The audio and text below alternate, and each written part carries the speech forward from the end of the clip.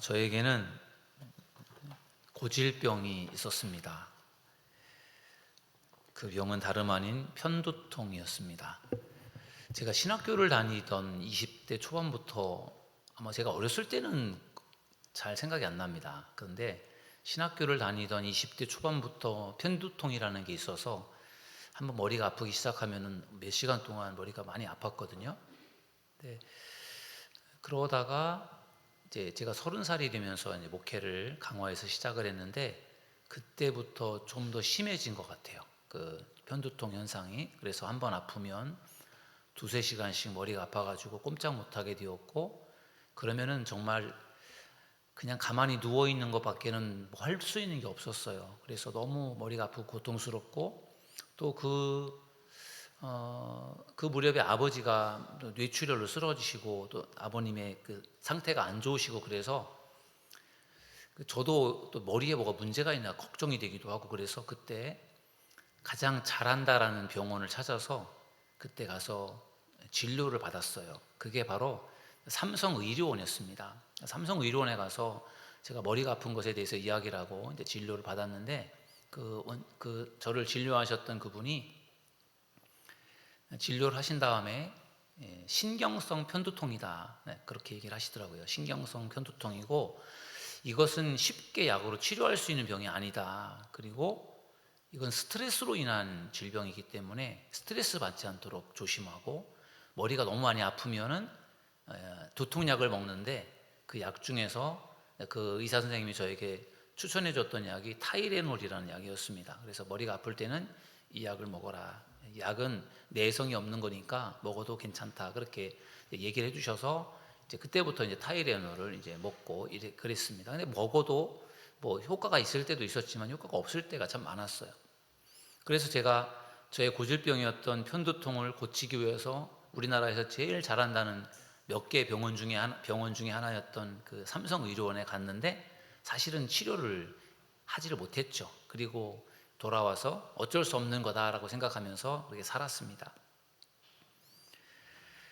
그러다가 제가 35살 때 부목사로 사역을 시작했습니다. 그때도 편두통은 저를 가끔씩 힘들게 했습니다.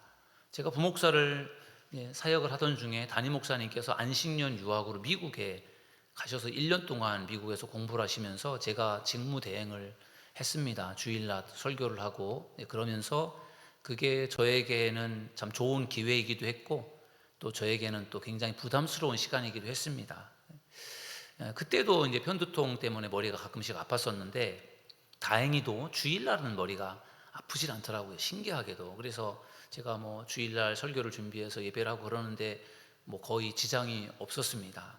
근데 어느 날 주일날 아침에 머리가 아프기 시작을 하는데 견딜 수가 없는 거예요. 정말 이 상태로라면은 정말 설교를 내가 할 수 있을까 싶을 정도로 머리가 너무 아픈 거예요. 머리가 너무 아프다 보면 이제 구토 증상도 나거든요. 헛구역질이 나고 막 구토가 나오고 막 그런 상태에서 머리가 너무 아픈데 어떻게 하면 좋을까를 하다가 머리를 붙들고 막 기도를 했어요.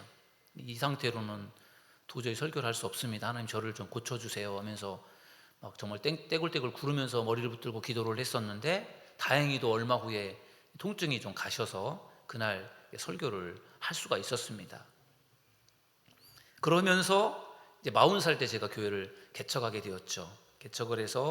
개척을 한 이후에도 계속 편두통은 저에게 남아있으면서 저를 괴롭게 했습니다. 특히 이제 편두통이라고 하는 것이 좀 차가운 바람이 불어올 때, 환절기 그런 때가 되면은 좀 더 증상이 더 좀 심해졌어요. 그래서 계속 아팠고, 그래서 제가 교인들에게 기도 부탁도 하기도 했고 이제 그랬습니다. 그러면서 개척을 하고 나서 한 2, 3년 정도가 지났을 때, 그때부터는 편두통이 없어졌어요. 그때가 이제 여기 오기 전이니까 효성동에 있을 때 같아요. 그때 어떻게 해서 제가 치료된지 모르겠지만 아무튼 그 이후로는 편두통으로 인해서 제가 고생하지 않았어요. 편두통이라는 것이 저에게 한 거의 20년 정도를 저를 괴롭혔던 병이었는데, 뭐 어떻게 해도 고쳐지지 않았었는데, 아무튼 간에 교회를 개척하고 한 2, 3년 정도 지난 후에 이제 치료가 되었습니다. 그래서 참 감사했죠. 그래서 정말 무슨 생각이 들었는가 하면은, 하나님이 교회를 개척해서 열심히 목회하는 거를 귀하게 보셔서 나를 고쳐주셨나 그런 생각이 들었고, 또 저를 위해서 기도해 주시는 또 성도님들이 계셔서 그것 때문에 내가 치료가 되었구나 그런 믿음도 갖게 되었습니다. 여러분, 건강은 건강할 때 지키라는 말이 있죠. 건강은 건강할 때 지키라. 그게 이제 아파 보면 그게 더 느껴지는 것 같아요. 그리고 60대 건강은 50대 관리를 해야 60대 건강할 수 있다. 60대 건강 관리를 잘해야 70대 건강할 수 있다. 그런 이야기가 있습니다. 그래서 관리를 해야만 건강할 수 있다. 그런 이야기죠.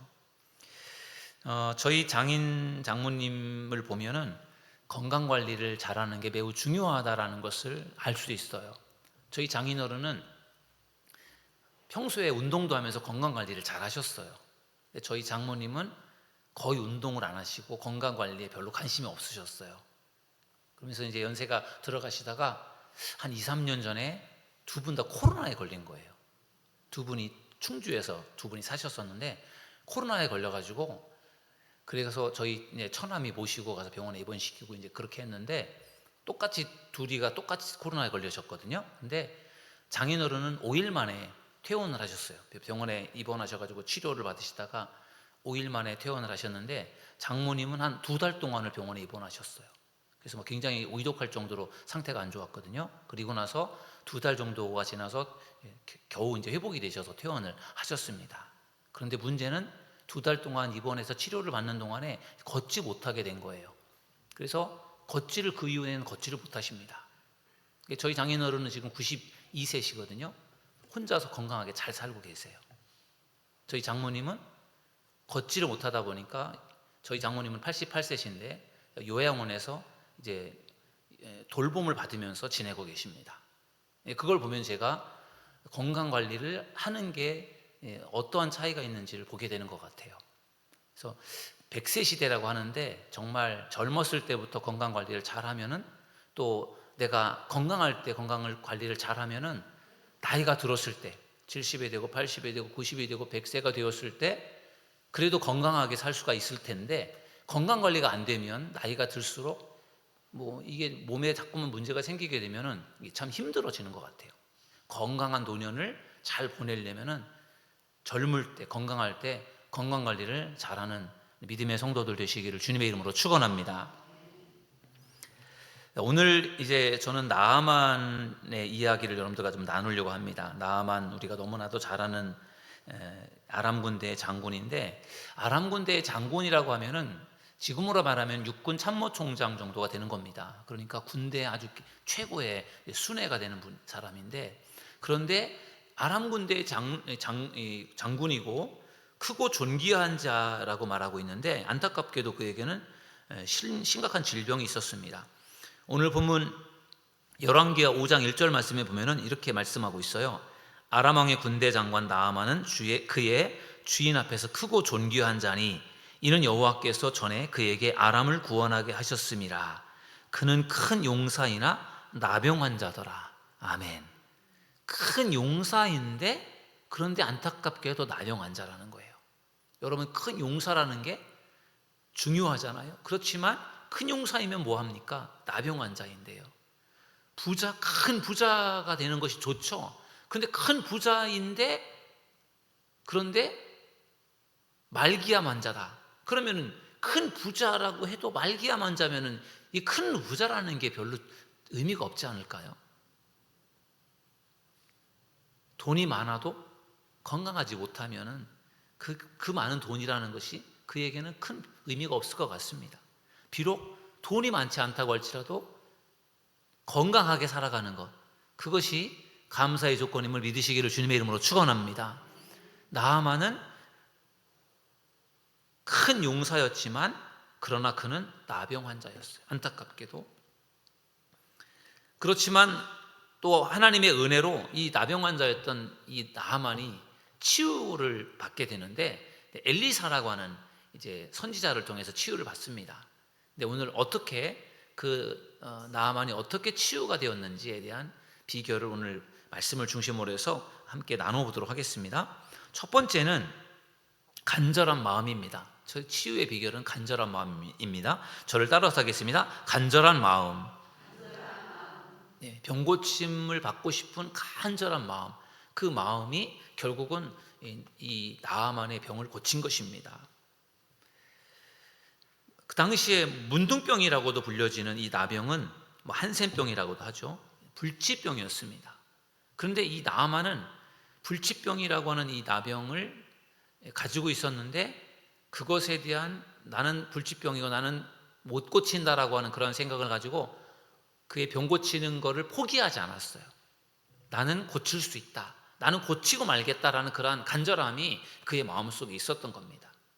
그가 정말 왕에게 인정을 받는 크고 존귀한 자였고, 그 다음에 큰 용사였지만 그가 나병 환자였기 때문에 그 직책을 지속해 나간다는 것은 쉽지 않은 일일 것입니다. 건강해야, 회복이 되고 치료가 되어야 그 자리에서 그 일을 계속할 수 있는 것이지, 치료가 되지 않은 상태라면 더 이상은 그 일을 할 수가 없는 겁니다. 그러니까 어떻게 보면 이 나아만에게는 그 나병을 치료하는 것이 어떻게 보면 정말 자기의 생사의 문제라기보다는 자기가 그 크고 존귀한 자리에서 그 정말 참모총장의 그 자리에서 그 직을 자기가 계속 할 수 있느냐 없느냐를 그거를 결정짓는 중요한 일이었어요. 그러니까 어떻게든지 나는 이 병을 고치고 해야 말겠다, 그런 간절함이 있었던 것이죠. 그러다가 어느 날 아람 군대가 이스라엘 땅에서 이제 잡아온 어린 소녀가 그 나아만 장군의 집에 살면서 그 나아만 장군의 아내의 몸종으로서 시중을 들었는데, 그 시중을 드는 이스라엘에서 잡혀온 그 어린 소녀에게 나아만의 아내가 듣기를, 우리 주인께서 그 사마리아 이스라엘 땅에 있었더라면, 그 땅에 정말로 능력 있는 종 엘리사라는 분이 계신데 그 땅에 계셨더라면 그분을 통해서 나병을 고침받을 수 있었을 텐데 하면서 이제 그런 안타까운 마음을 표현한 거예요. 주인께서 나병으로 고생을 하는 것을 알고, 이스라엘은 이렇게 능력 있는 분이 계신데 그분께로 가면 그분에게 고침을 받을 수 있을 텐데, 이런 이야기를 나아만의 아내에게 어린 소녀가 이야기를 한 것을 아내가 듣고 그것을 나아만에게 들려준 겁니다. 그러니까 나아만이 그 이야기를 듣고 귀가 번뜩한 거예요. 그곳에 내 병을 고칠 수 있는 사람이 있다고. 그러면서 이제 아람 왕에게 이제 보고를 하고 그 엘리사를 찾아가는 거예요. 그러니까 그 나아만의 그 마음 속에 병 고침에 대한 간절한 마음이 있었던 것이죠. 그러니까 포로로 잡혀온 보잘것없는 그 어린 소녀, 그것도 포로로 잡혀온 무슨 그 나라에 영향력이 있는 대단한 높은 직책에 있는 사람이라면 그 사람의 말에 내가 솔깃할 수 있겠지만, 포로로 잡힌 어린 소녀예요. 어린 소녀. 그리고 몸종에 불과하단 말이죠. 근데 그가 말하는 말에 귀를 솔깃 열고 그 말을 듣고 거기까지 간다라고 하는 것은 그만큼 간절했던 거죠. 어떻게든지 내가 병을 고침받고 싶은 마음이 있었던, 그게 이제 결국은 나아만이 가졌던 마음입니다. 그 마음이 있었기 때문에 결국은 그가 치유받게 된 줄로 믿습니다. 목회를 하면서 여러 이제 수술을 받은 환자들을 많이 신방을 하고 지켜보았습니다. 수술을 받으신 분들 중에 보면은 정말 내가 어떻게든지 빨리 회복해야 되겠다, 내가 반드시 회복할 수 있다라고 하는 그러한 간절함과 의지가 있는 분이 계신가 하면, 수술 받고 나서 그런 간절함과 의지가 약한 분이 계세요. 근데 보면은 내가 어떻게든지 내가 회복하고 말겠다라고 하는 의지가 강하신 분, 그리고 간절함이 있는 분이 회복이 잘 되어요. 보면은 좀 의지가 약하고 회복에 대한 간절함이 없으면은 회복이 더디더라고요. 특히 이제 수술을 받고 나서 뭔가 이렇게 이제 걷는다라든지 이렇게 뭔가 회복이 되어져야 되는 그런 부분에서는, 특히 이제 못 걷는 분이 수술을 하고 나서 걸으려면 굉장히 많은 노력이 필요하거든요. 재활이 필요해요. 근데 그것을 정말 악착같이 그거를 내가 해내고 말겠다라는 마음으로 열심히 거기에 매달리는 그런 사람은 회복이 되는데, 너무 아프니까 힘들어서 안 하려고 하고 그것을 이렇게 정말 간절함이 없이 회복하려고 하는 그런 어떤 간절한 마음이 없으면 회복이 잘 안 되는 것을 보았어요. 그래서 뭔가 정말 내가 꼭 회복하고 해 말겠다, 내가 해내고야 말겠다라고 하는 그런 간절한 의지와 간절한 마음이 있어야 회복이 빨리 되는 것 같아요.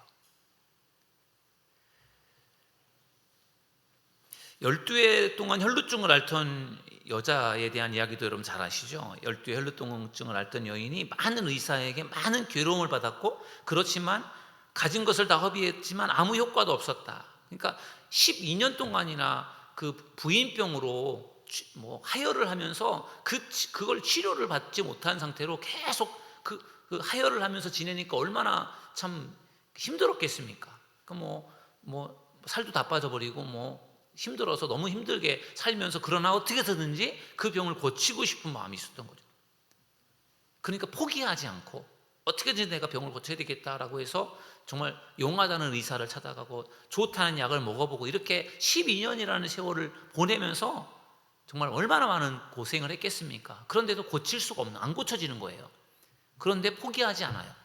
그러다가 어느 날 예수님에 대한 소문을 듣고 예수님을 찾아가잖아요. 근데 사람들이 많이 모여 있다 보니까 예수님에게 접근해서 예수님을 만나는 것도 힘들고, 또 혈루증으로 12년을 앓다 보니까 사람들 앞에 나서서 이렇게 떳떳하게 내 병을 고쳐달라고 이야기하는 그것도 쉬운 일이 아니고, 그래서 몰래 사람들 틈에 끼어서 몰래 가서 예수님의 옷자락을 뒤에서 이렇게 만졌잖아요. 그리고 그것으로 인해서 이 12 혈루증을 앓던 사람이 치유를 받게 되었어요. 그가 예수님을 만나러 가는 그런 과정들, 예수님을 내가 꼭 만나야 되겠고 내가 예수님의 옷자락이라도 만져야 되겠다라는 그런 마음 속에는 정말 믿음도 있었지만 간절함이 있었던 것이죠. 그 간절함이 결국은 그를 치료하게 된 줄로 믿습니다. 그 간절한 마음, 예수님의 옷자락이라도 만지면 내가 치유될 수 있을 거라는 그 믿음과 간절한 마음이 결국은 예수님과 통한 거예요. 그게. 그래서 예수님의 능력이 나가서 그가 치유된 줄로 믿습니다. 지금도 우리가 뭔가 병고침을 받는다라든지 우리들의 어떤 뭔가 인생의 문제가 해결되려면 이 간절한 마음이 필요할 줄로 믿습니다. 간절한 마음이 필요한 거예요. 그냥 해주시면 좋고 안 해주시면 어쩔 수 없고, 그런 해도 그만 안 해도 그만 이런 마음이 아니라 정말 반드시 해줄 거라는 믿음을 가지고 거기에 매달리면서 간절하게 하나님 앞에 나아갈 때 하나님께서 고쳐주시고 치료해 주시고 회복시켜 주실 줄 믿습니다. 그런 점에서 이 간절한 마음을 우리가 갖는 것이 매우 중요합니다. 두 번째의 치유 비결은 뭐냐면요, 경청하는 태도예요. 저를 따라하겠습니다. 경청하는 태도. 나만이 병고침 받고 싶은 간절한 마음이 있었는데, 또 한편으로는요, 이 경청하는 태도가 좋아요. 물론 정말 이 나병이라고 하는 심각한 병에 걸려서 이걸 어떻게 했는지 고쳐야 되겠다라는 그런 간절한 마음이 있으니까, 그러니까 다른 사람들의 말을 귀담아 듣게 될 수밖에 없었던 것 같습니다. 여러분 정말 군대 장관이고 육군 참모총장 정도가 된다면은 굉장히 뭐랄까요, 교만해질 수도 있고 거만할 수도 있고 자존심도 세고 권위적이 될 수 있잖아요. 늘 지시하는 위치에 있다 보니까 다른 사람들의 말에 내가 귀를 기울이기보다는 내가 하고 싶은 이야기들을 하는 그런 위치에 있는 사람이잖아요. 그러니까 그런 위치에 있다 보면은 다른 사람들의 말에 귀를 기울이는 것이 쉽지가 않아요. 근데 자기가 이제 이 나병에 걸려서 이제 이 병에 걸려서 있다 보니까, 그러니까 결국은 겸손해질 수밖에 없었고 다른 사람들의 말에 귀를 기울일 수밖에 없었던 것입니다. 이 나아만은 이스라엘에서 잡혀온 어린 소녀의 말을 듣고 엘리사를 찾아갑니다. 많은 금은보화를 수레에 싣고 엘리사의 집으로 찾아가서 엘리사를 만납니다. 근데 엘리사는 뜻밖에도 밖에 나와서 이 나아만을 맞아주지도 않고 자기의 몸종을 시켜서 하는 말이, 우리 선생님께서 하시는 말씀이 저 요단강에 가서 7번 몸을 씻으라고 합니다. 그게 전부였어요. 지금 이 나아만은 아람 군대의 2인자이고 그 아람 군대 아람의 왕의 일종의 서신을 가지고, 왕의 명령이 담겨있는 서신을 가지고 이스라엘로 와서 좀 잘 고쳐달라, 치료해달라 이런 부탁을 받고 마치 무슨 특사가 오듯이 이렇게 이제 왔는데, 엘리사는 완전히 푸대접하는 식으로 내다보지도 않고 자기 몸종을 시켜서 하는 말이 요단강에 가서 목욕을 하라는 거예요. 그러니까 그것에 이 나아만이 큰 실망을 한 거예요. 화가 난 거죠. 나를 어떻게 이렇게 무시할 수 있을까?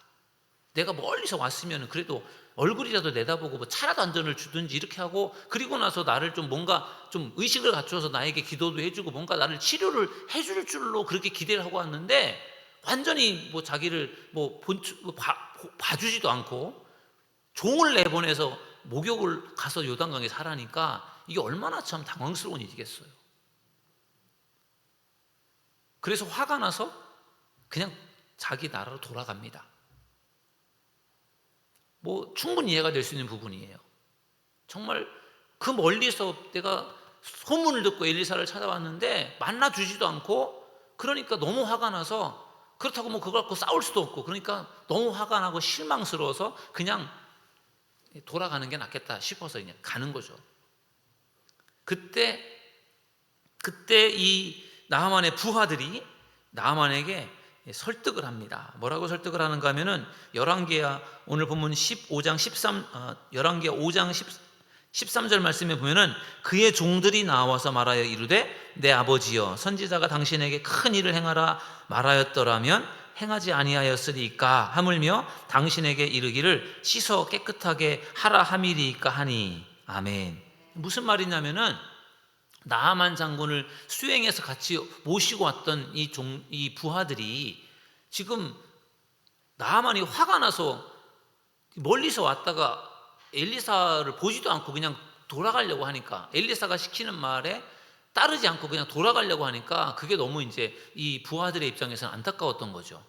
아니 이것보다 훨씬 더 힘든 일을 하라고 시켜도 해야 될 텐데, 아니 뭐 요단강에 가서 목욕 7번 하라는 게 그게 뭐가 어렵다고, 한번 해보십시다 이렇게 이제 설득을 하는 거죠. 그런데 나하만은 지금 삐쳤잖아요. 그러니까 부하들이 말을 해도 그거를 그냥 못 들은 척하고 그냥 가버릴 수 있는 거란 말이에요. 여러분들도 뭔가 좀 기대감이 확 무너져가지고 화가 나가지고 누군가를 만나러 갔다가 화가 나가지고 아니 나 그 사람 안 만날 거야, 그냥 나 갈 거야 라고 막 화를 내면서 막 가는데 막 사람들이 와갖고 아이 그러면 안 된다고 막 잡으면은 어떻겠어요? 아 그래도 막 가고 싶은 마음이 있을 거 아닐까요? 나하만도 그랬을 것 같아요. 근데 나하만이 제가 경청하는 태도에 대한 이야기를 하는 건데, 그 부하들의 말을 들어요. 그게 이제 결국은 나하만이 고침받을 수 있게 되는 그런 놀라운 사건이라고 생각이 듭니다.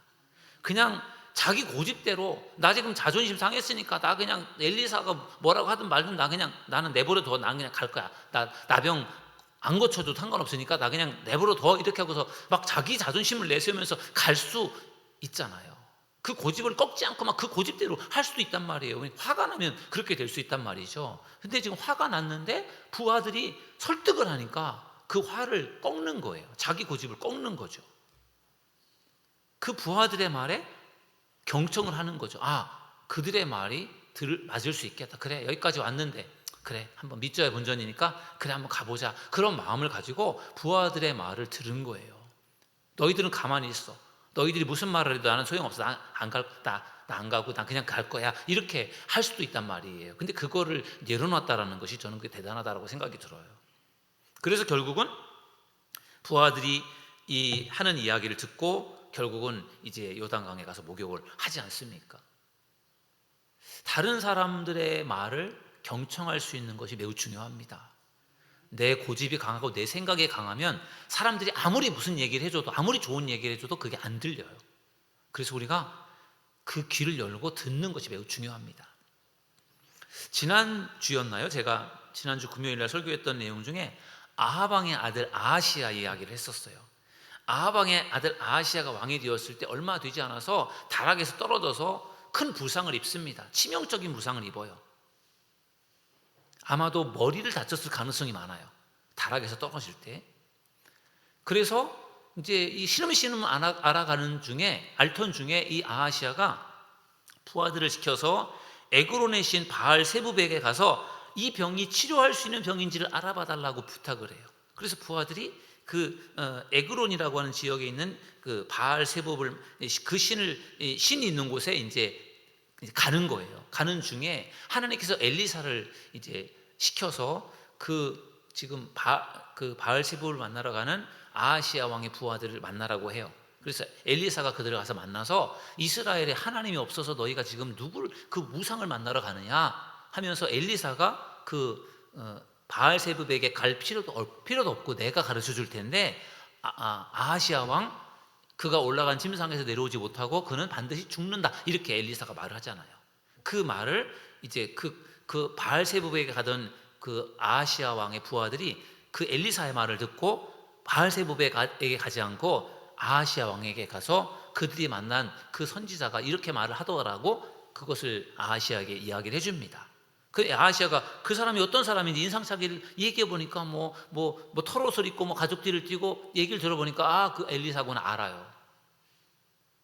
그러면은 엘리사가 그런 이야기를 했다라고 하는 것을 알게 되면 자기가 우상을 찾아가서 뭐 점을 치려고 했던 그 우상을 찾아가려고 했던 그 자기의 죄를 회개한다라든지 자기가 죽을 거라고 하는 것을 엘리사가 말을 했다면은 뭐 하나님 앞에 회개하든지 엘리사를 불러서 내가 뭐 기도를 받든지 뭔가 대책을 세워야 되는데 이 아하시아가 취한 행동을 보면 전혀 그렇지 않아요. 엘리사가 간접적이지만 그들의 부하를 통해서 죽는다라고 말을 했을 때 그 말을 경청하지 않는 거죠. 그 말을 경청을 했으면 내가 죽는구나, 큰일 났구나 해서 뭔가 신앙적인 태도를 취해야 되는데 전혀 신앙적인 태도를 취하지 않아요. 그래서 결국은 아하시아가 그 질병으로 죽는단 말이에요. 그러니까 결국은 나아만은 이방 사람인데 엘리사의 말을 듣고 그 엘리사의 말을 듣고 또 자기 부하의 말을 들으면서 경청하는 그런 모습을 갖고 있는데 아하시아 왕은 북이스라엘의 왕이면서도 불구하고 엘리사의 말을 듣지 않아요. 그러니까 결국은 그는 죽을 수밖에 없게 되었던 것 같습니다. 나아만의 경청하는 태도, 부하들의 말에 귀를 기울이는 그러한 모습이 그를 고치게 된 것처럼 우리도 다른 사람들의 말에 귀를 기울일 수 있고 하나님의 음성에 귀를 기울일 수 있는 경청하는 믿음의 성도들 되시기를 주님의 이름으로 간절히 축원합니다. 마지막 세 번째로 치유의 비결은 철저한 순종입니다. 저를 따라하겠습니다. 철저한 순종. 결국은 나아만이 치유받게 된 것은 엘리사 때문이에요. 그죠? 엘리사가 어쨌든 간에 요단강에 가서 7번 목욕하라라고 하는 이야기를 그의 몸종을 통해 들려주었을 때 그게 몸종이 말한 것이 아니라 엘리사가 말한 거란 말이죠. 그 말을 처음에는 기분 나빠서 안 들었는데 부하들의 어떤 그 권면을 듣고 부하들의 설득이 되어서 결국은 요단강에 가잖아요. 요단강에 가서 목욕을 합니다. 1번, 2번, 3번, 4번.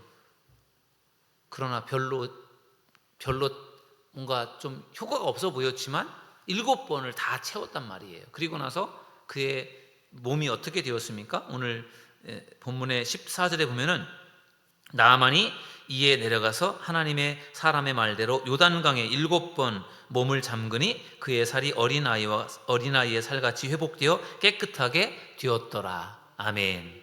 정말 놀라운 기적이 일어난 것이죠. 정말 대단한 어떤 방법으로 자기를 고쳐줄 줄로 생각하다가 전혀 뜻밖의 요단강에 가서 7번 목욕하라는 그 말에 이건 이렇게 시시한 게 뭐야? 이거 우습게 생각하고 포기할 수 있었지만 포기하지 않고 그 엘리사의 말을 듣고 순종했을 때 7번 다 채워서 목욕을 했을 때 그의 병이 깨끗함을 얻게 된 줄로 믿습니다. 그래서 결국은 그가 철저하게 순종했던 것이 그의 병을 고치는 그런 놀라운 기적을 만들어낸 것입니다. 우리도 하나님의 말씀 앞에 순종하는 것이 매우 중요합니다. 근데 우리의 순종의 문제는 뭐냐면은 끝까지 순종하지 않는 것, 철저하게 순종하지 않는, 순종을 하긴 하는데 몇 가지만 순종을 하고 내가 할 수 있는 것만 순종을 하고 처음에만 순종하고 끝까지 순종하지 않는 그런 부분들이 결국 우리들의 순종의 문제가 아닌가 생각이 들어요. 엘리사가 왜 7번을 목욕하라고 했을까? 한 번만 하면은 그냥 단번에 한 번에 그냥 치료가 되면 좋을 텐데 왜 7번까지 하라고 했을까? 그것은 얼만큼 어디까지 순종하는지 끝까지 순종하는지를 아마 보려고 했던 것이 아닐까 그런 생각이 좀 들었습니다. 아무튼 우리도 정말 하나님이 순종하기를 원하실 때 내가 생각하는 수준에서 뭐 이만큼 3번, 4번 순종하면 되겠지라고 생각하다가 안 되면 거기서 포기하는 것이 아니라 정말 될 때까지 끝까지 우리 순종하는 우리 믿음의 성도들 될 수 있기를 주님의 이름으로 축원합니다. 그때 하나님께서 우리를 치료하시고 우리를 회복시켜 주실 줄 믿습니다. 오늘 치유의 비결에 대한 말씀을 나하만이 치유되는 그러한 본문을 통해서 살펴봤습니다. 간절한 마음, 그리고 경청하는 태도, 철저한 순종, 이것이 결국은 나하만을 치료한 줄 믿습니다. 우리도 오늘 이 나하만이 치유되는 그러한 상황을 우리가 다시 한번 우리 마음에 깊이 새기면서 우리도 간절한 마음을 가지고 그리고 경청하면서 끝까지 순종해서 우리도 치유받고 회복되고 우리의 문제가 해결받는 은혜를 경험하는 저와 여러분 모두가 되기를 주님의 이름으로 축원합니다.